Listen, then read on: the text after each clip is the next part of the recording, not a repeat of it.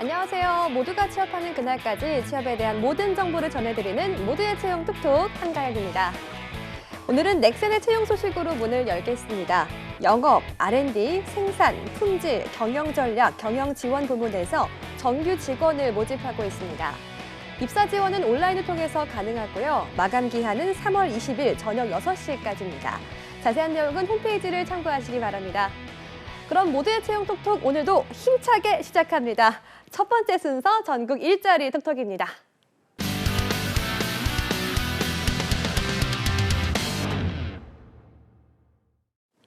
전국 일자리 톡톡 오늘은 충남 지역으로 가보겠습니다. 보령 고용복지플러스센터 전은아 주무관 연결합니다. 주무관님 안녕하세요.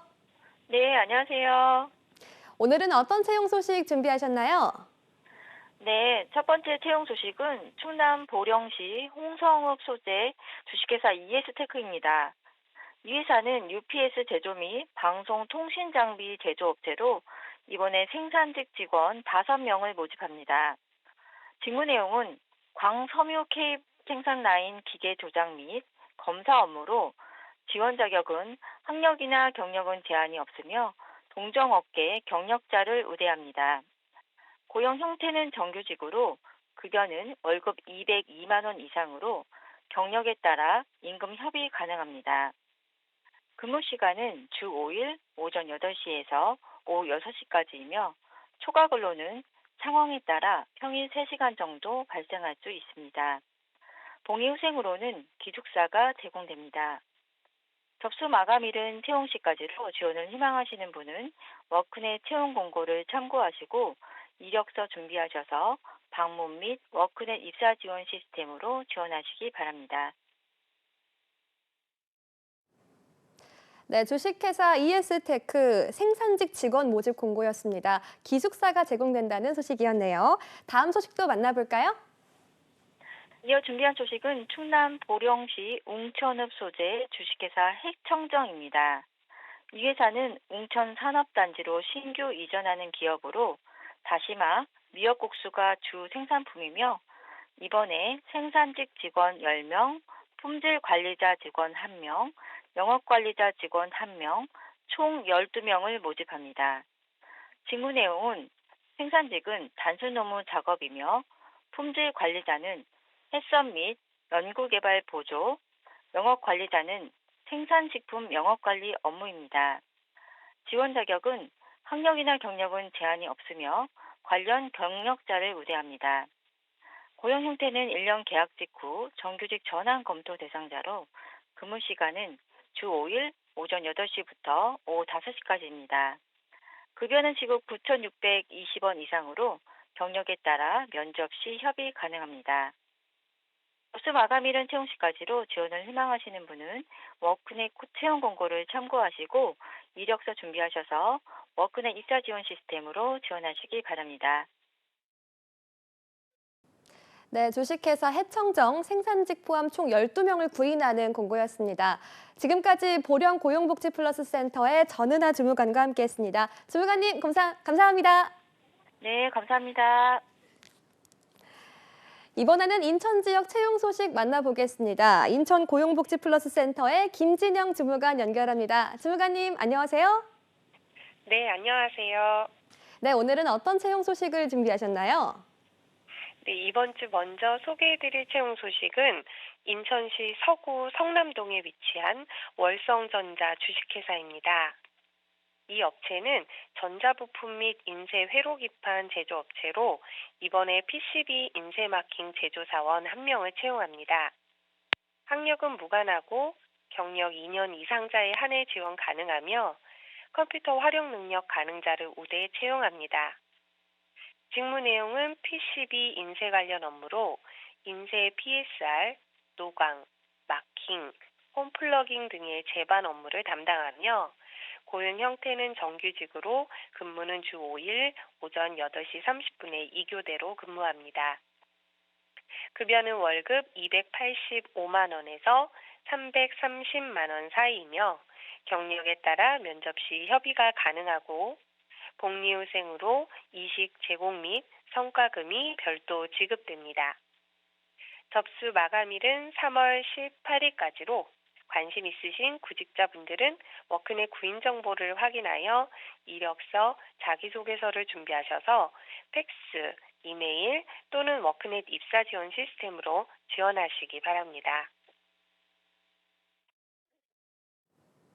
네, 인천 서구 월성전자 주식회사 PCB과 인쇄 관련 업무를 맡는 구인 공고였습니다. 다음 소식도 들어볼까요? 네, 다음으로 소개해드릴 채용 소식은 인천시 남동구 고잔동에 위치한 주식회사 창원입니다. 이 업체는 GM코리아 자동차 차체 부품 제조업체로 이번에 프레스공 사원 1명을 채용합니다. 학력과 경력은 무관하게 지원 가능하고 고용 촉진 장려금, 보훈 취업 지원 대상자를 우대 채용합니다. 직무 내용은 스틸 원자재를 자동으로 프레스기로 옮겨지면 찍어서 틀을 만들고 자동으로 컨베이어에 제품이 나오면 눈으로 불량 여부 확인 후 적재하는 업무를 담당합니다.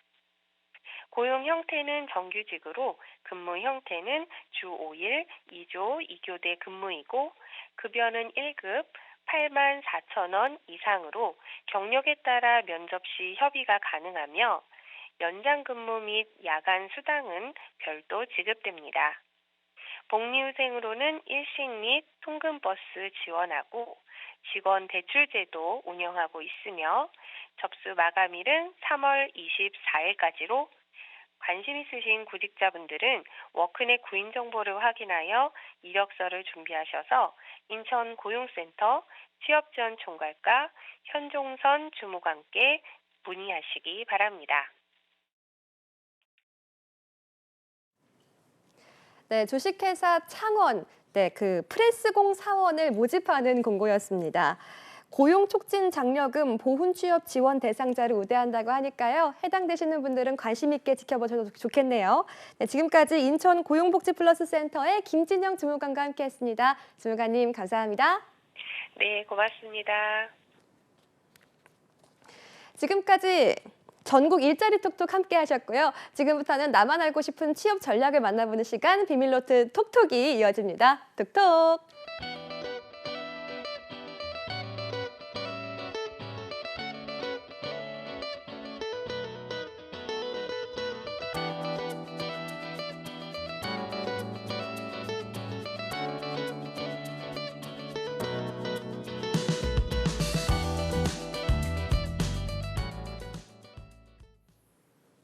세상 모든 취업 이야기 비밀노트 톡톡. 오늘은 취업 고민에 대한 찐 카운슬링 여보세요 잡다방입니다로 함께합니다. 아니 제가 준비하는데 약간 좀 민망하네요. 네, 오늘도 더 빅스쿨의 이건 강사님과 함께하겠습니다. 강사님 안녕하세요. 안녕하세요. 어제 뵙고서 또 오늘 다시 뵀는데 좀 낯이 좀 이제 낯가림이 좀 덜한 것 같아요. 어떠세요? 맞아요. 이게 사실 텐션이 굉장히 업되는 것 같아가지고 기분이 정말요? 좋습니다. 이게 네. 아침이 좀 힘들잖아요. 특히 금요일 약간 힘든데. 힘차게 네, 파이팅 해야죠. 여보세요. 여보세요? 잡다방. 네. 사실 제가 이렇게 하려다가 요새는 이렇게 하면은 모른다고 하셔가지고 아, 그래요? 이렇게 바꿨어요. 아. 요새 좀 신세대는 이렇게 한다고. 이건 아세요, 그럼? 네, 이거였는데 원래는. 그래요? 예, 아시는 거면 비슷한 동년배로 일단 알고 있겠습니다. 숨기려고 하다가 고백을 해봤습니다. 네, 이건 쌤과 함께하는 여보세요 잡다방입니다는 한국직업방송 투데이 잡스와 취업카페 독보적 1위 독치사가 함께하고 있습니다. 취업 관련 고민이 있다면 독치사 카페에 사연을 남겨주세요. 또 방송에 사연이 소개된 분들에게는 상담은 물론 해커스 취업 도서를 선물로 드리니까요. 사연 많이 신청해 주시기 바랍니다. 그럼 사연 바로 만나보겠습니다. 아이디 묵룡님이 독취사 카페에 글을 남겨주셨습니다. 어떤 글이냐면요. 물경력일까요? 라는 제목의 글이거든요. 자세히 만나보겠습니다. 네, 아이디 묵룡님, 24살 여자분이십니다. 지방 거점 국립대 회계학과를 졸업하셨고요. 학점은 4점대라고 하시네요. 자격증은 전산회계 1급과 타트 1급, 경력사항은 공공기관 실습 2달이 있습니다. 고민을 한번 만나볼까요? 교수님 추천으로 취업 제의가 들어왔습니다. 본가 소재인 중소기업이고 연봉도 3,600만 원이라서 마음에 듭니다. 최종 목표는 코스닥 상장 중견기업이기 때문에 경험을 쌓는다라는 취지로 다닐까 고민 중입니다. 현재 고민인 건 이게 물경력으로 인정되지 않을까, 경력사 차고 중소간점을 후회했다라는 글이 종종 보여서 지금은 좀 더 공부를 해야 될까라는 고민을 한다고 하시네요. 추천받은 기업은 재무회계 직무의 자동차 부품, 냉간 단조, 정밀 가공 업종이고요. 근로자 수는 295명, 300명에 가까운 기업이네요. 네, 이렇게 오늘 잡다방 사연자분은 추천받은 기업을 갈지 말지 고민 중이신 것 같아요. 이건 쌤이 이분의 스펙을 종합적으로 고려를 해주시고 도움이 되는 말씀을 한번 들어볼게요. 일단은 24살이 정말 부럽습니다. 제가 그때로 돌아간다면 저도 이런 고민을 하고 있지 않을까 싶은데요. 사실 열심히 살아왔다라고 이야기하기에는 솔직히 저는 좀 아쉬운 부분이 있어요. 물론 이제 학생 신분에서는 최선을 다했다라고 이야기를 하실 거라고 생각이 듭니다. 왜냐하면 네. 이제 학점이 4점대니까. 예. 근데 이제 4.5 만점에 4점대가 나쁘지 않은 성적인 거는 확실하지만 네. 반대로 얘기하면은 그 성적 이외에 본인을 어필할 수 있는 요소가 무엇이 있겠느냐라고 물어보면은 그래도 저 자격증 취득했는데요. 그럼 이제 다시 반대로 물어볼게요. 회계학과 출신 옆에 있는 동기들 혹은 졸업생들 중에 이 자격증 없는 사람은 또 몇 명이나 되는가? 그러니까 맞춰져 있는 짜여져 있는 시나리오대로 그대로 흘러갔던 건 사실이에요. 그래서 남들과 비슷한 수준의 어떻게 보면은 스펙을 갖고 있는 것이다. 근데 이제 그것 때문에 아무래도 이분도 고민이 있는 것 같아요. 본인도 그 사실을 스스로 인지를 하고 네. 더 노력을 해서 애초에 좋은 기업을 가야 되지 않는가. 아니면 지금 이제 교수님이 그래도 나 생각해서 추천해 줬는데 네. 여기를 가는 게 좋지 않을까. 뭐 이런 고민을 하고 있는 상황이지 않을까 싶어요. 그럼 사연자 말대로 약간은 물경력으로 볼 수 있는 건가요? 일단 추천받은 기업을 좀 살펴봤는데 이제는 재무회계직렬로 근로자 수 한 259명 정도의 업체래요. 이게 과연 그냥 소기업인가라고 생각하면 굉장히 좀 애매하거든요. 300명 정도 근무하면 굉장히 큰 기업이에요. 거기다가 매출액이 540억에 자본금도 198억 정도 들어가 있어요. 그럼 이거는 그냥 사장님께서도 먹튀하겠다는 의지가 전혀 없으신 그렇죠? 네. 본인의 자본을 엄청나게 투여하신 아. 그런 상황이에요. 다만 이제 매출액 대비 순이익이 15억 정도밖에 안 되고 매출액이 500억 굉장히 큰 규모긴 하지만 네. 직원 수 대비했을 때는 또 상대적으로 좀 작아 보이는 감이 없지 않아 있긴 합니다. 그럼에도 불구하고 제조업 기반의 이 정도 매출액을 발생시키는 기업이면요. 교수님이 추천할 만한 기업이었던 거예요. 그리고 이렇게 추천할 만한 기업에서 경력을 쌓는다? 라고 한다면요. 절대 그게 물경력, 불리한 경력이 될 리는 없겠죠. 그렇기 때문에 물경력은 아니다라는 말씀부터 드릴게요. 다만 이거를 들어갔을 때 물경력으로 만드냐 아니냐는 솔직히 본인이 어떤 역할을 하는지에 따라 달려 있어요. 예를 들면 들어가서 저는 이 일을 잘 못하겠어요. 이 일 정말 어려워요. 이 일 못하겠어요. 네. 배워본 적 없어요. 이렇게 하면서 피하기만 하고 계속해서 그냥 근무만 주어지는 역할만 한다라고 했을 때 나중에 이직하려고 했을 때 내가 이력서에다가 쓸 수 있는 얘기들 면접 가가지고 나 이런 것까지 해봤다라고 얘기할 수 있는 포인트가 있을까요? 사실 그런 게 없어진다라고 한다면 이게 과연 경력이 될지. 그러니까 단순히 경력이라는 거는 네. 어디에서 숫자로 내가 이만큼 근무했다가 경력으로 인정되는 게 아니라 그 안에서 어떤 역할과 일들을 했으며 앞으로 이 회사에 들어와서 이게 어떤 도움이 될 건지까지 이어졌을 때 그걸 경력이라고 평가할 수가 있어요. 그래서 지금 당장에 이게 된다 안 된다를 단정짓기보다는 들어가서 내가 무엇을 얻을 수 있을지부터 생각을 하시는 것이 훨씬 더 좋지 않을까라는 생각이 듭니다. 왜냐하면 일단은 기본적으로 네. 요즘 트렌드 자체가 신입으로 지원하는 사람들도 대부분 있지만 요즘에는 또 워낙 취업 시장이 좀 어렵다 보니까 네. 경력을 쌓고 이직하는 것도 많은 사람들이 선호하는 중고 신입이라고 보통 부르죠.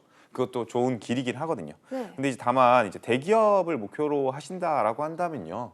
사실 지금 이분 같은 경우에 이제 뭐 중견기업 코스닥 기업을 가겠다라고 해서 최종 목표라고 했으니까 뭐 경력 쌓고 가는 거는 나쁘지 않은 수순이긴 하지만 조금만 한 단계 더 눈높이를 높이겠다라고 한다면 애초에 그냥 대기업을 갈 스펙을 만들어 놓고 준비하시는 것도 나쁘지 않은 선택 같습니다. 근데 이게 좀 고민을 해봐야 될 것 같아요. 왜냐면은 지금은 더 공부해야 될 시기가 아닐까 고민 중입니다. 막 이런 얘기를 했거든요. 그럼 무슨 공부를 하실 거예요? 대학교를 다시 갈 건가요? 아니면 뭐 회계학 석사를 하실 건가요? 뭐 어떤 공부를 정확히 구체적으로 하실지에 따라서 이 길이 바뀌지 않을까 싶어요. 정말 이제 고민이 깊어질 것 같습니다. 이제 네. 가서 제대로 된 경력을 쌓고 많이 배울 것인가, 아니면 좀 더 쌓고 대기업의 뭐 인턴이든 이제 앞으로의 미래를 좀 전망할 것인가 맞습니다. 고민이 될 것 같은데 사실 대기업이 목표라면은 이제 인턴부터 시작하는 경우도 있잖아요. 맞아요, 맞아요. 인턴은 어떻게 하면 될까요? 일단은 뭐 인턴은 사실 지원하면 되겠죠.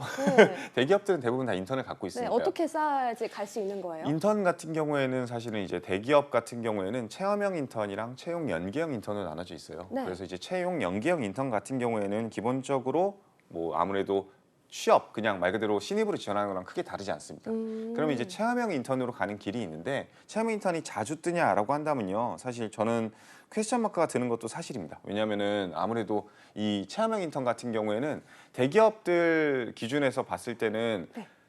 어떤 특정 직군은 인턴을 많이 뽑아요. 아. 뭐 대표적인 예시로 치면은 구매 직렬이라든지 아. 아니면 기술 직렬에서 어떤 특정 전기라든지 반도체 쪽은 특히나 많이 뽑기도 하고요. 근데 회계 직렬에서 인턴을 뽑는가?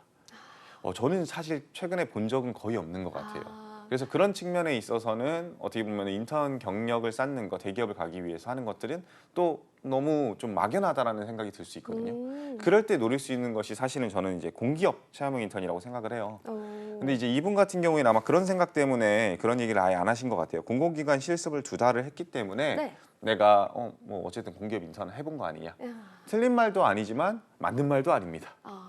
그거 왜 그러냐면 이분이 공기업 인턴이라고 안 쓰고 공공기관 실습 2달이라고 쓰는 가장 큰 이유는요. 대부분의 지방 거점 국립대 같은 경우에는요. 네. 학교와 연계해서 그냥 몇 명 뽑아가지고 공공기관 인턴에다가 꽂아주는 경우가 많습니다. 아. 그러니까 이거는 본인이 직접 지원을 했겠지만 어쨌든 간에 추천을 받아서 지원을 했고 뭐 이렇다 할 경쟁을 받지 않고 알바 형식으로 들어가서 그냥 교육을 받은 자리일 가능성이 굉장히 높아요.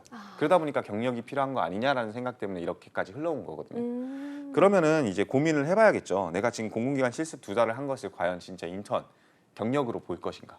근데 사실은 경력으로 보기엔 좀 애매한 부분이 있겠죠. 그래서 내가 진짜 실제 필드에 나와서 경쟁을 통해서 공공기관 인턴을 성취했다. 그러니까 서류까지 지원하고 면접까지 봐서 특정 기관에 사무행정직 인턴으로 들어갔다라고 한다면요. 그거는 대기업을 지원하시거나 중견기업을 지원하시거나 중소기업을 지원할 때도 다 내가 세무회계 관련해가지고 재무회계 관련해가지고 일을 해봤다라는 어필 포인트가 될 수 있기 때문에 저는 현실적으로 봤을 때 대기업 인턴이 1순위가 될 수 있겠지만 TO가 거의 없는 관계로 공공기관 인턴을 차선책으로 한번 선택해보는 것도 방법이 된다라고 말씀드리겠습니다. 지금 여러 가지 길이 있는데 뭐 대기업 인턴, 공공기관 인턴, 공기업 인턴 그리고 또 한편으로는 중소기업 이런 데에서 경력을 좀 쌓고 이직하는 방법도 있잖아요. 맞아요. 그럴 때는 이 친구는 어떻게 해야 되는 걸까요? 일단은 이 중소기업을 저는 그렇게 나쁘게 생각하지 않습니다. 네. 솔직히 교수님이 그냥 아무데나 막 너 그냥 여기 가서 일해. 그래 갔는데 막 갑자기 염전노예로 시작하진 않겠죠. 그렇지 않아요? 갔는데 갑자기 막 분명히 재무회계라고 들었는데 그 회계가 돈을 세는 게 아니라 네. 소금 개수를 세는 게 될 일은 없을 거예요. 예. 교수님이 설마 사랑하는 제자를 그렇게 예. 하진 않을 겁니다. 예. 그렇기 때문에 여기 가시면은 큰 도움을 받는 것도 사실이긴 하거든요. 그리고 근데 좀 약간 아쉬운 점은 교수님이 그렇게 추천해가지고까지 간 직업을 네. 말 그대로 발판 삼으려고 하는 거. 그게 약간 조금 애석한 부분이지 않을까. 그러니까 뭐 당연히 이직은 나중에 생각할 수는 있겠지만 열심히 잘해보라고 갔는데 여기 기회 삼아가지고 딴 데 도망가야지 이런 생각부터 접근하기 시작하면은 차라리 그거는 교수님 얼굴에 먹칠하는 걸 수도 있으니까 한 번은 고려해봤으면 좋겠다는 생각이 들긴 합니다. 이거는 인간적인 관계에 있어서 한번 얘기를 해봤고요. 네. 중소기업에서 경력을 쌓고 이직하는 경우 굉장히 많습니다. 굉장히 다양하고 많습니다. 왜냐하면 아무래도 대기업의 채용 자체가 네. 요즘에는 너무 중고 신입을 많이 뽑고 선호하는 측면이 있거든요. 근데 이제 그런 분들은 한 가지 이제 문제점으로 발생하는 것이 대부분 나이예요. 그러니까 정말 웃긴 게 뭐냐면 지금 현재 딱 24살 됐어요. 졸업 갓 해가지고 이제 대기업을 지원하려고 해요. 근데 막 주위를 돌아봤는데 다 경력자예요. 그러니까 나도 경력을 쌓아야겠구나. 그래서 현실적으로 그냥 중소기업을 들어갑니다. 그래서 경력을 쌓고 나서 한 3년 채웠어요. 자, 나와서 다시 필드에 나와서 지원하려고 그래요. 그럼 내 나이는 이제 28이거든요. 네. 그래서 경력은 있지만 옆에 애를 보니까 24살이에요. 그러면 또 이제 거기서 내가 생각해도 어린애 뽑지 나같이 늙어 빠진 이런 인간을 뽑겠어라는 생각이 들거든요. 그래서 항상 모든 선택은요. 사실은 살다 보면 제가 느낀 거지만 선택을 하면 후회는 항상 따라옵니다. 무조건 완벽한 선택이라는 건 존재하지 않는 것 같아요. 그렇기 때문에 내가 모든 선택에 따라서 이러한 단점이 발생할 수 있다는 점을 한번 직접 정리를 해봤으면 좋겠어요. 이런 것이 장점이 될 수 있고 이런 것이 단점이 될 수 있다.